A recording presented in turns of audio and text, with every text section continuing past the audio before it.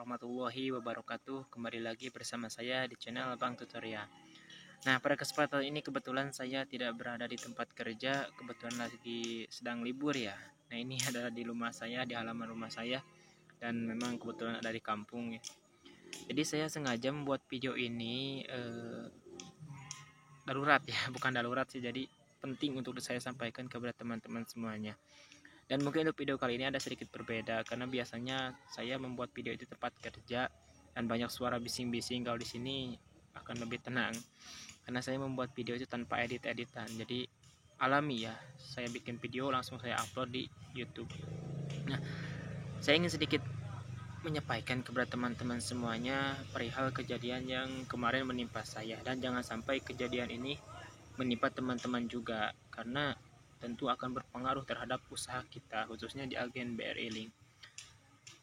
Nah, jadi cerita ini sebetulnya bukan cerita sih, tapi benar-benar terjadi di usaha agen BRI Link. Dan kemarin kalau gak salah hari Senin itu terjadi di agen BRI Link saya. Nah, jadi ceritanya seperti ini. Kemarin tuh ada seorang ibu-ibu yang ingin transfer uang senilai 2.500.000. Nah, pada awalnya saya tidak curiga karena memang untuk transfer ini adalah hal yang biasa di agen BRI Link. Namun tidak lama kemudian ibu-ibu itu datang kemari ke usaha saya, kembali datang lagi dan ingin transfer uang lagi senilai 2 juta rupiah. Dan ibu-ibu itu sambil memegang telepon, sambil teleponan dengan seseorang. Nah, dari sini saya mulai curiga karena biasanya untuk orang yang transfer lebih dari 2 kali di waktu yang sama ke nomor dan nama tujuan yang sama sambil memegang telepon, itu biasanya dia terkena penipuan atau hipnotis. Nah, dari sini saya mulai curiga dan ibu-ibu itu berkata katanya saya mau transfer lagi senilai 2.500.000 ya. Yang pertama 2 juta itu sudah saya transferkan, dan yang kedua 2.500.000. Nah, saya berkata kepada si ibu itu, kata saya, ibu mau transfer kemana? Takutnya ibu terkena penipuan atau hipnotis karena transfer ke nomor yang sama juga jam yang sama. Kata si ibu-ibu itu, enggak, cina saya katanya mau jual beli aja, cina gak ada apa-apa. Oh ya udah, kata saya. Hanya saya menerima uang yang 2.500.000 itu dan saya pura-pura transferkan karena saya udah mulai curiga, takutnya dia memang terkena penipuan. Nah, sambil saya pura-pura mentransferkan uang, sambil saya berkata, ibu boleh saya melihat percakapan ibu di WhatsApp? Maaf ya, kata saya. Oh ya udah, boleh cina. Dan saya lihat percakapan di WhatsAppnya itu, dan ternyata benar memang dia terkena penipuan dan bermoduskannya itu jual beli online. Nah, jadi cerita seperti ini. Saya melihat di percakapan WhatsAppnya itu, si ibu itu membeli motor. Motornya itu ya motor terbaru, Matic, dan persuratan juga lengkap. Nah, yang anehnya motor sebagus itu, selengkap itu persuratan, pajak juga jalan, dibanderol dengan harga 6 juta. Nah, dari sini saya sudah curiga karena memang tidak masuk akal untuk motor sebagus itu dengan harga 6 juta rupiah.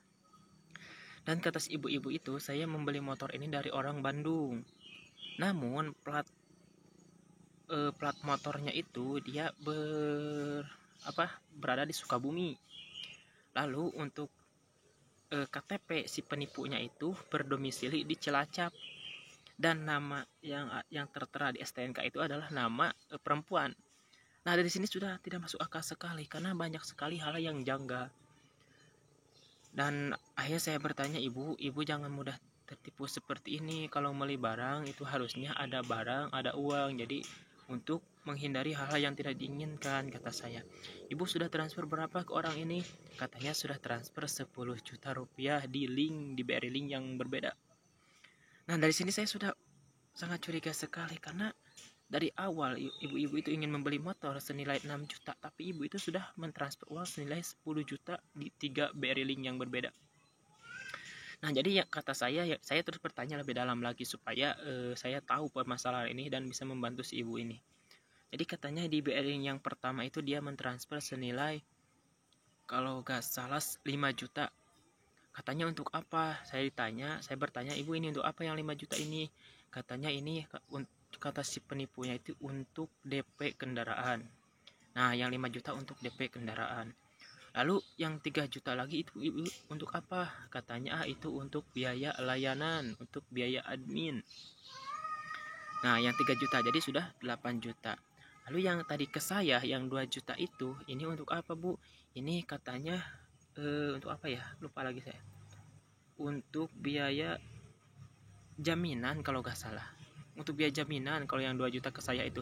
Jadi yang pertama katanya untuk DP, yang kedua untuk layanan dan jaminan, yang kedua ya yang ke saya itu yang 2 juta itu untuk biaya administrasi kalau nggak salah. Jadi sudah transfer ibu itu senilai 10 juta rupiah. Saya juga kaget karena dari awal sudah tidak masuk logika, harga 6 juta tapi ibu itu udah transfer 10 juta.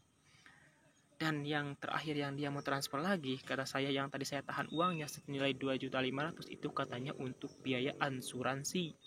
Jadi katanya si penipu itu berkata kalau nanti uang barang sudah sampai, uang yang 2.500.000 ini akan saya kembalikan kembali. Nah, ini adalah yang sangat mencolok dari kasus ini, yaitu dengan modus penipuan yang sangat jelas sekali. Karena tidak ada istilah seperti itu. Nah, akhirnya saya memberi pemahaman kepada ibu-ibu itu, ibu mohon maaf sebetulnya ibu sudah kena penipuan untuk foto-foto barang yang sudah, jadi di dalam WhatsApp-nya itu percakapannya itu si penipu itu mengirim barang seolah-olah sedang dikirim, padahal bisa jadi orang yang barang yang foto barang yang sedang dikirim itu adalah bekas-bekas penipuan dari orang lain. Dan si ibu itu tidak paham, dia perlu edukasi, dia perlu pemahaman. Hanya saya berkata, ibu sudah terkena penipuan karena tidak mungkin harga motor sebagus ini dengan harga 6 juta, tetapi ibu sudah masuk uang senilai 10 juta. Untuk saat ini saran saya mungkin untuk uang 10 juta ini saya tidak menjamin bisa kembali lagi karena memang sudah masuk ke rekening si penipu. Namun alhamdulillah yang 2.500.000 ini masih saya tahan karena saya dari awal sudah mulai curiga takutnya ibu terkena penipuan. Dan saran saya kalau memang mau jual beli online itu lebih baik ada orangnya, ada barangnya, terutama di motor ya.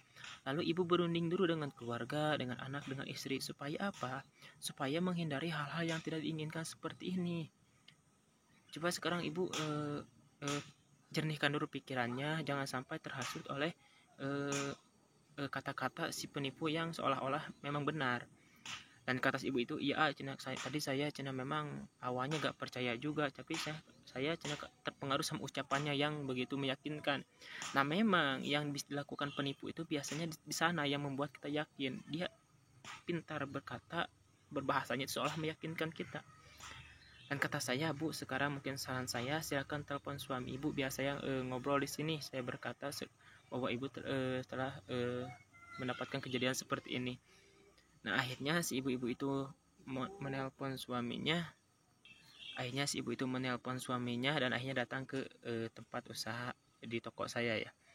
Kata saya dijelaskan kepada si suaminya itu, Pak, maaf ini sebenarnya istri bapak itu sudah terkena penipuan. Dia katanya mau membeli motor tapi ternyata dia kena penipuan. Memang di sana juga suami itu memarahi istrinya itu karena istrinya itu tidak berunding dulu, tidak berkata dulu kepada suaminya, main langsung sendiri saja karena mungkin dia memang tidak tahu kalau dia kena penipuan.